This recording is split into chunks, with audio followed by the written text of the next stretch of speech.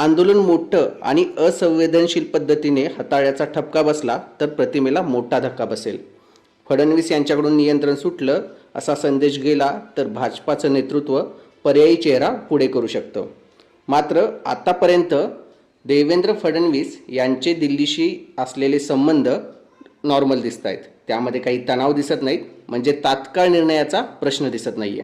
जर मुख्यमंत्री बदल करायचा झालाच तर भाजपकडे काही पर्याय चर्चेत येऊ शकतात. चंद्रकांत पाटील, गिरीश महाजन, पंकजा मुंडे, सुधीर मुनगंटीवार यांसारखे नेते यांची नावं चर्चेत येऊ शकतात. तसेच नवा चेहरा किंवा दिल्लीकडून थेट नियुक्ती करायची झाली तर भाजप पूर्णपणे नवा चेहरा आणू शकतं. हा सध्या भाजपाचा ट्रेंड सुरू आहे.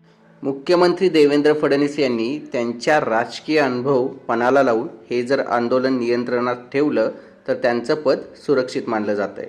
पण जर आंदोलन मोठं झालं आणि